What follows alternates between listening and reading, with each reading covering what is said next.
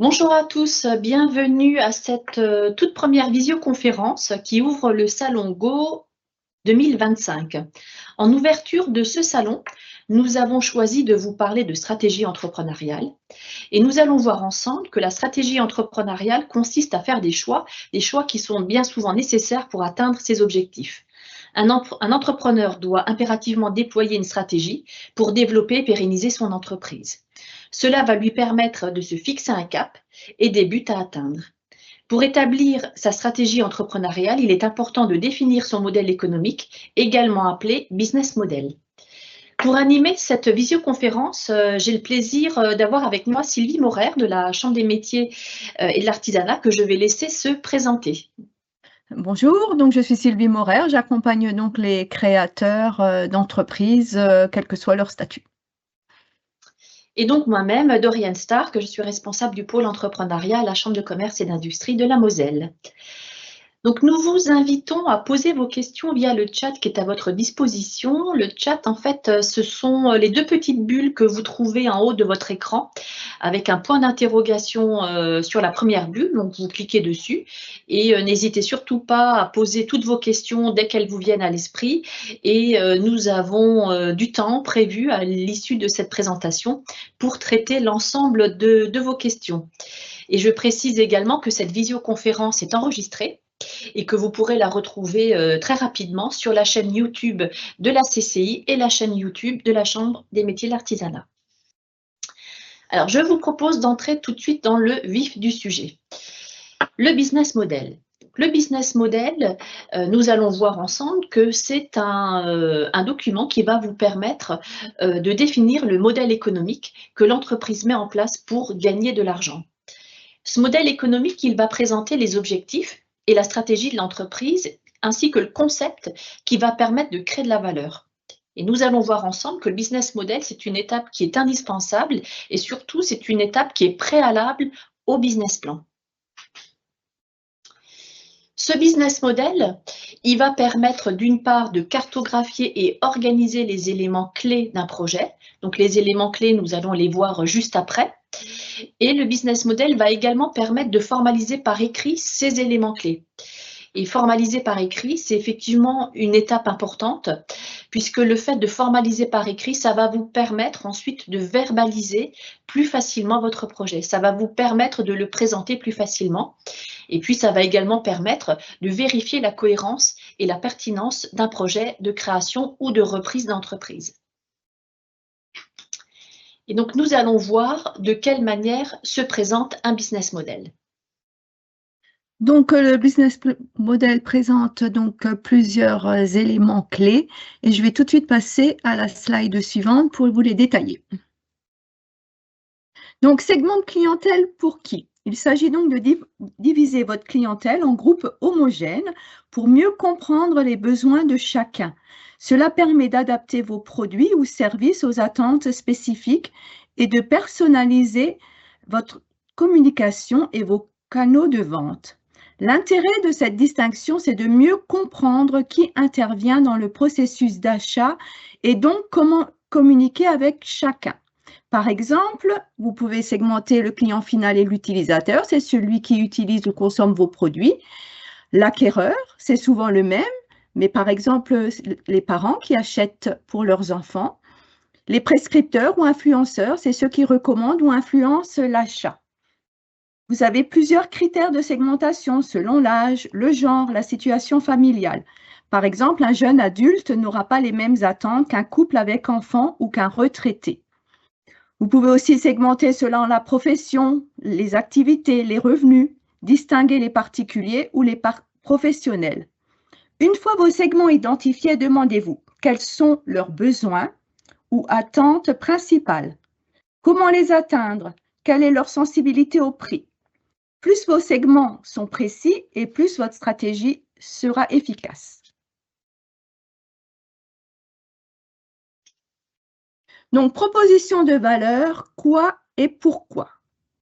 Pourquoi un client vient chez vous plutôt qu'ailleurs? C'est ce qu'on appelle la proposition de valeur. Elle représente le cœur de votre projet, ce qui vous rend unique, ce que vous apportez réellement à vos clients et pourquoi ils vont choisir votre entreprise plutôt qu'un concurrent. Votre offre, c'est la base, c'est ce que vous vendez. Un produit, un service, sous quelle forme, à quel tarif. Votre offre doit être la plus lisible possible pour que votre client comprenne rapidement ce qu'il peut atteindre de vous. La valeur ajoutée, c'est ce que vous avez de plus ou de différent. Par exemple, votre proximité géographique, votre réactivité ou votre souplesse, la qualité de vos produits, le conseil personnalisé, votre accueil. En résumé, c'est la bonne raison pour laquelle on va choisir votre entreprise. Canaux. Ce sont tous les moyens de contact entre votre entreprise et vos clients. Vous avez plusieurs leviers possibles, la communication directe, le bouche à oreille, les salons, les flyers. Ces moyens restent très puissants, surtout en local. Le digital, c'est un passage quasiment obligé. Un site Internet clair, des réseaux sociaux à jour. Une fois que le client vous connaît, il faut maintenant le convaincre de passer à l'achat.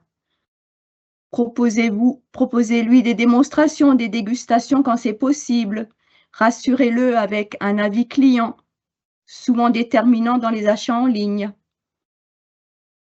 Ensuite, comment allez-vous vendre? En magasin, en boutique, en ligne, la vente en direct. Et le travail ne s'arrête pas là. Un SAS réactif est souvent important. Vos clients doivent savoir qu'ils peuvent vous joindre facilement en cas de souci. Vous pouvez également mettre en place des cartes de fidélité, des offres spéciales, des suivis personnalisés, des remerciements après achat.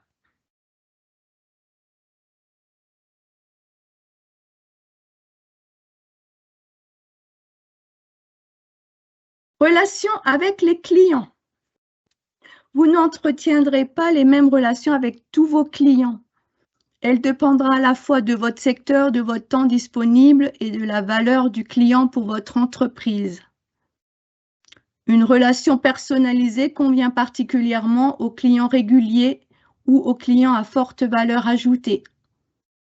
L'objectif est de leur offrir un suivi individualisé et des recommandations.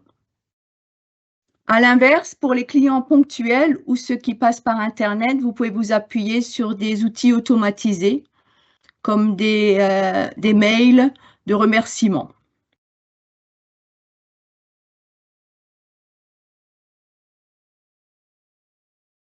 Les ressources. Pour faire simple, avec quoi votre entreprise fonctionne-t-elle? Les ressources matérielles, donc tous les biens physiques dont vous avez besoin pour produire ou vendre. Vos locaux, selon l'activité, une boutique, un atelier, un espace de stockage. Ensuite, vos outils de production, équipements, machines, caisses enregistreuses, véhicules. Ces investissements représentent souvent une part importante de votre budget de démarrage. Enfin, il faut penser à vos matières premières, à votre stock. S'il est trop important, s'il n'est pas assez important, vous ne pouvez pas répondre à la demande. S'il est trop important, votre trésorerie est bloquée. Vous avez peut-être besoin de salariés, des ouvriers, des vendeurs. Par ailleurs, vous aurez peut-être besoin de vous former pour maîtriser les différents aspects de la fonction de chef d'entreprise, outre le métier lui-même. Ensuite, vos ressources matérielles, votre marque, vos logos, votre charte graphique.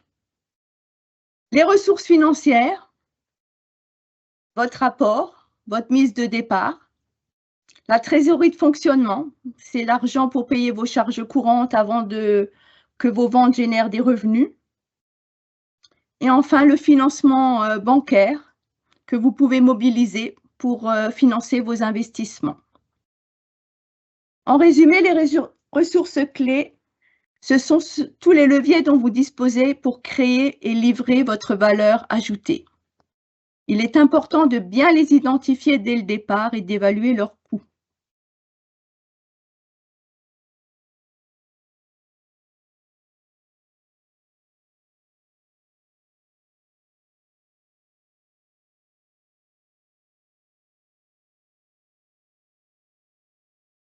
Les activités clés, c'est-à-dire tout ce que vous devez faire pour que votre entreprise fonctionne et crée de la valeur. La fabrication et la vente de produits ou la réalisation de services, c'est le cœur de votre métier, c'est ce que vos clients achètent réellement. Ensuite, il y a toutes les activités qui permettent à votre production de fonctionner, les points de vente, un site e-commerce, et puis les activités en arrière-plan qui sont indispensables, la comptabilité, la facturation, la gestion de trésorerie, le suivi légal et réglementaire, la conformité aux normes sanitaires, la sécurité. En résumé, les activités clés couvrent tout ce qui permet à votre entreprise de créer, vendre et livrer de la valeur.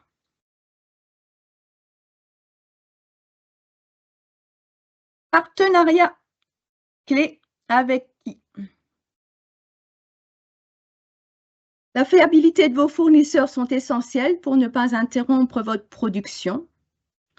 Il y a vos partenaires commerciaux qui vous aident à diffuser vos produits, les prestataires externes, un comptable, les prestataires institutionnels, les chambres de commerce ou de métier, les associations professionnelles qui offrent du conseil, de la formation,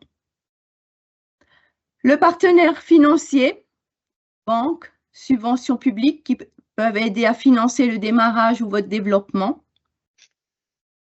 Donc, les partenaires clés, c'est les acteurs qui vous aident à produire, vendre, gérer et développer votre activité.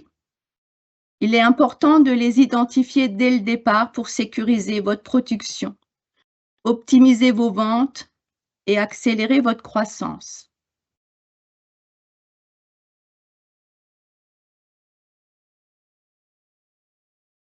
Plus de revenus. Combien? En clair, d'où vient votre argent? Comment vos clients payent et à quelle fréquence? C'est ce qui permet de faire vivre votre entreprise. C'est donc essentiel d'y réfléchir dès le départ. Le paiement ponctuel, le plus classique, c'est le client qui paye à chaque achat ou à chaque prestation. Le paiement régulier, sous forme d'abonnement ou de forfait. Le forfait annuel ou le pack, vous vendez plusieurs prestations en une seule fois, par exemple 10 séances de massage. L'idée, c'est de choisir le mode de paiement le plus adapté à votre activité et à la relation que vous voulez créer avec vos clients. Le prix fixe, c'est le prix simple, tout le monde paye le même tarif. Le prix variable qui change selon la quantité, la période ou le type de client. La négociation, souvent utilisée avec des professionnels, selon la durée du contrat ou de la collaboration. Et puis les offres spéciales ou promotions pour dynamiser vos ventes, écouler les stocks ou attirer de nouveaux clients. Vos flux de revenus doivent être cohérents avec votre proposition de valeur et vos segments de clientèle. Vos prix doivent avoir un sens par rapport à ce que vous offrez et à qui vous le proposez.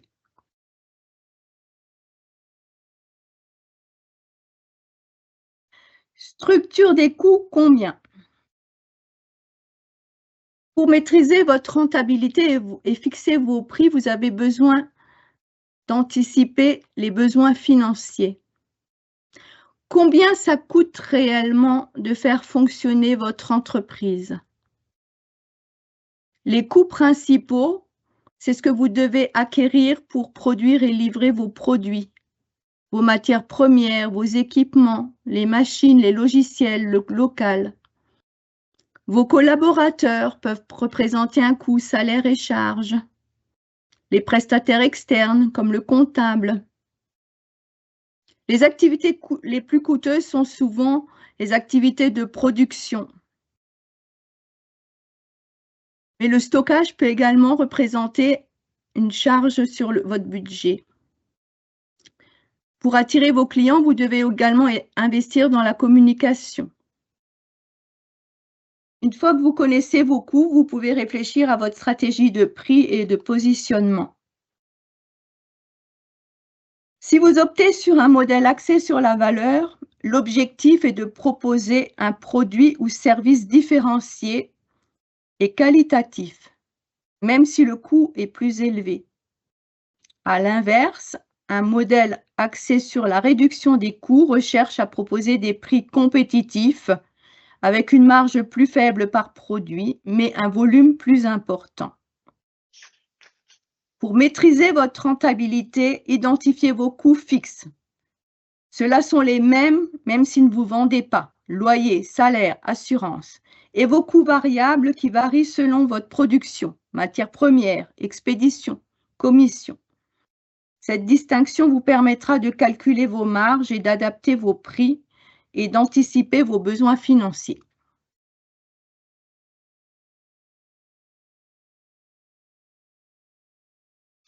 Donc, comme vous venez de le voir, le business model, c'est un document qui est très synthétique. Hein, nous l'avons vu tout à l'heure, c'est un document qui se présente sous la forme d'un tableau. Ce n'est pas un document, ce n'est pas du rédactionnel, ce n'est pas un document qui a vocation à faire 20-30 pages. C'est un tableau qui, en principe, doit tenir sur une page. Ce qu'on appelle un business model canvas. Donc, c'est un document type, en fait, qui est utilisé par les porteurs de projets, les professionnels de l'entrepreneuriat pour aider les porteurs de projets justement à concrétiser, à définir leur modèle économique. Ce business model, c'est également un support qui va permettre de présenter son projet. On l'a dit tout à l'heure en début d'intervention, le business model est également un outil qui permet de verbaliser facilement son projet. Et effectivement, il sert également à ça, il sert à pitcher son projet. Alors c'est une expression dont vous avez peut-être déjà entendu parler, c'est une expression qui est souvent utilisée, on dit qu'on pitch, on présente son projet. Et le business model va vous permettre de faire un pitch relativement clair et succinct de votre activité. Et c'est bien à ça que correspond le pitch. Ce n'est pas une présentation qui doit être très longue et très complète, mais c'est uniquement une explication succincte de l'activité. Et toute la difficulté du pitch vient du fait qu'il faut faire comprendre son activité, l'activité que l'on envisage d'exercer dans un temps relativement réduit. Quel est le but du pitch? Alors le but du pitch n'est pas forcément de vendre son activité. Le pitch n'est pas forcément un outil qui va permettre de répondre de façon très précise à plusieurs questions.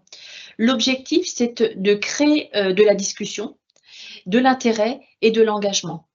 Donc le pitch n'est vraiment qu'une toute première étape qui doit en fait permettre d'aller plus loin dans la présentation de son projet.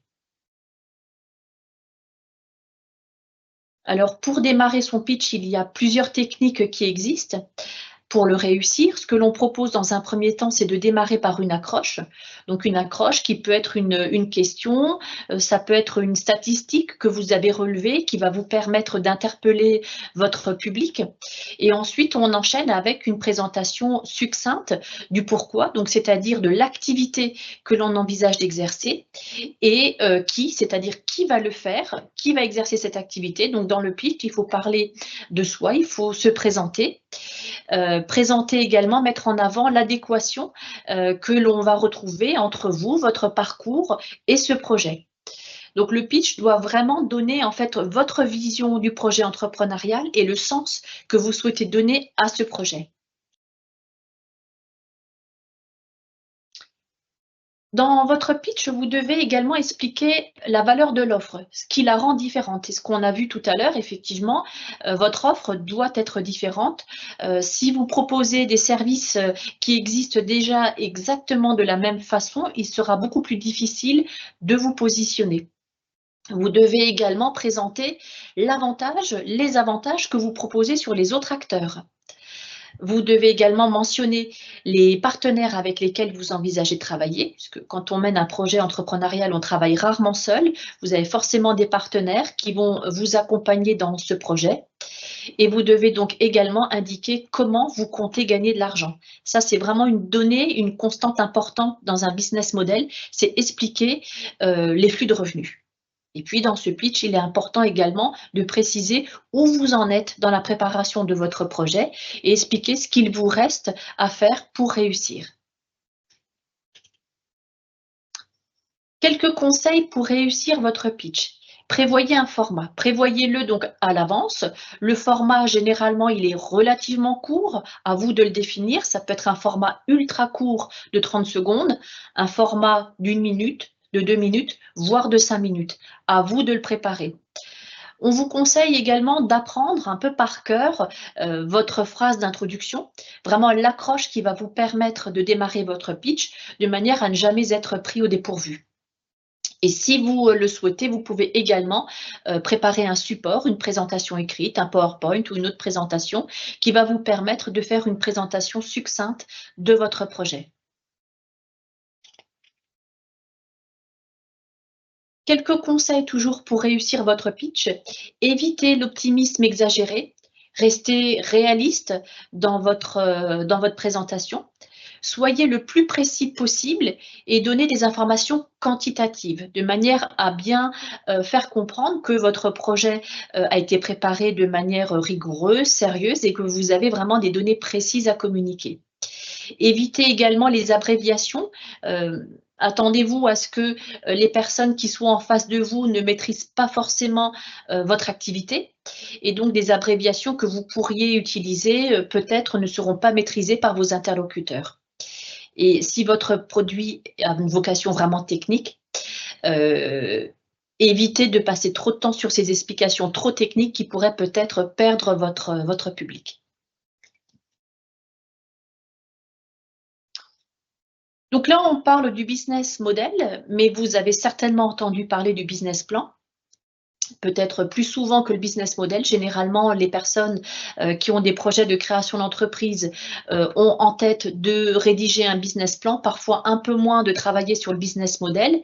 Donc la différence entre les deux est relativement importante. Le business model, comme on vient de le voir, c'est un outil qui va vraiment vous permettre de travailler et de définir votre stratégie. Une fois que votre stratégie est définie et validée, vous allez ensuite la décliner de manière très opérationnelle. Et c'est en ça que consiste le business plan. Donc le business plan va bien au-delà du modèle économique. Le business plan, ça va être un dossier écrit qui va présenter votre projet de création ou de reprise d'entreprise d'une manière très opérationnelle. Et dans un business plan, eh bien, nous allons retrouver une présentation du créateur d'entreprise et des associés. Nous allons y retrouver également le modèle économique. Mais dans votre business plan, on va également joindre votre étude de marché, votre stratégie commerciale. On va également définir dans un business plan votre prévisionnel financier, l'état d'avancement du projet et on peut également y joindre différentes pièces, des annexes, un bail, un projet de statut, différentes pièces que l'on pourra considérer comme nécessaires. Voilà pour cette présentation. Donc, bien écoutez, bienvenue à vos questions. N'hésitez surtout pas à les poser. Comme je vous le disais en tout début de présentation, vous avez un chat à votre disposition. Donc, ce sont les deux bulles qui sont en haut à droite, questions et réponses. Vous cliquez dessus et n'hésitez pas à poser votre question par écrit et nous allons y répondre. Donc, n'hésitez pas à poser vos questions. Un petit mot complémentaire peut-être sur le business model. Ce qui est intéressant de faire, c'est lorsque vous avez établi votre business model, il est intéressant de pouvoir le confronter, de pouvoir le présenter à des tiers. Et l'effet miroir peut être vraiment très intéressant, c'est-à-dire lorsque vous présentez votre modèle économique, il peut être vraiment intéressant de voir en fait les personnes qui vous écoutent, ce qu'elles ont compris de votre projet. Ça permet de vous assurer que votre interlocuteur a bien compris votre activité. Alors, on a une première question qui arrive. Bonjour mesdames, existe-t-il un modèle de business plan et business model pour bien constituer son dossier écrit? Alors, il peut exister effectivement des modèles. Donc, vous pouvez consulter notamment une plateforme CCI Business Builder. C'est une plateforme qui a été définie par le réseau des chambres de commerce et d'industrie, qui est ouverte. Cette plateforme est ouverte à tous les publics. Et sur cette plateforme, donc, il suffit de créer un compte et vous pouvez, à partir de cette plateforme, travailler votre business model et également travailler votre business plan en ligne. Voilà. Donc, CCI Business Builder. En complément, n'oubliez pas de nous solliciter, nous qui accompagnons donc les créateurs d'entreprises, et nous pouvons également vous aider donc à approfondir votre business plan et votre business model. Alors, on a justement une question d'Ariane. Bonjour, à quel acteur peut-on s'adresser pour avoir des retours sur le modèle économique, le business plan? Sylvie, je te laisse. Effectivement, donc n'hésitez pas, en fonction donc de vos activités, de contacter donc un conseiller, donc chambre de commerce ou chambre des métiers, et nous ferons un plaisir de vous accompagner, de vous conseiller, d'attirer votre attention sur certains points. Et à la fin de nos différents entretiens, nous espérons que vous serez prêts à vous lancer. Effectivement, donc n'hésitez pas à venir nous rencontrer, les chambres consulaires, la CCI, la CMA, puisqu'effectivement, nous avons des services dédiés à l'accompagnement des créateurs d'entreprises et nous pourrons vous aider dans l'ensemble de vos démarches. Nous travaillons également avec de nombreux partenaires, et en fonction de vos besoins, de vos attentes, nous pouvons également vous aiguiller vers d'autres partenaires pour compléter vos besoins, notamment par exemple en financement, en vous orientant vers une plateforme d'initiative pour du prêt d'honneur. Et vous le savez certainement, vendredi, le salon a lieu en présentiel, donc une cinquantaine d'exposants seront présents, donc n'hésitez surtout pas à venir participer au salon en présentiel vendredi, ça vous permettra de rencontrer les différents acteurs de la création et de la reprise d'entreprise qui pourront répondre à vos questions de manière un peu plus détaillée. Alors, une autre question, on nous demande également, bonjour, pouvons-nous revoir en replay les présentations? Oui, tout à fait. Donc, les présentations qui se succèdent pendant 4 jours, donc ça a démarré donc ce matin jusqu'à jeudi en fin de journée, elles seront effectivement enregistrées et elles seront disponibles en replay sur la chaîne YouTube de la CCI et la chaîne YouTube de la CMA. Donc, bien sûr, ces présentations seront disponibles en replay. Voilà. Est-ce que vous avez d'autres questions? En complément de cette conférence ce matin, on a essentiellement parlé du business model. En complément de cette conférence, nous avons une autre conférence qui aura lieu demain matin. Sur le business plan à 9 h. Donc, vous en aurez d'autres également toute la journée aujourd'hui, mais également d'autres conférences sur différents sujets. Et demain matin, plus particulièrement sur le business plan, donc qui sera très complémentaire par rapport à ce que nous avons vu aujourd'hui. Donc, n'hésitez pas à y participer également. Alors, nous avons d'autres questions qui arrivent. Étant travailleur handicapé, je ne peux pas me déplacer. Est-il possible de faire les entretiens avec les conseillers à distance, comme aujourd'hui? Effectivement, moi j'ai accompagné déjà un porteur de projet par visio. Et effectivement, le premier rendez-vous était un petit peu long, voilà, un petit peu surprenant, un peu long à faire, mais après, on a réussi à mettre en place une fluidité, et alors et ça s'est très très bien passé. Donc, pareil pour la chambre de commerce, hein, n'hésitez pas effectivement, donc on peut proposer effectivement un accompagnement à distance pour les personnes qui ne peuvent pas ou qui ne souhaitent pas se déplacer. C'est tout à fait possible en visio, comme nous sommes en train de le faire ce matin. Donc, n'hésitez surtout pas, lors de la prise de contact, à le demander et sachez que c'est tout à fait possible. Voilà.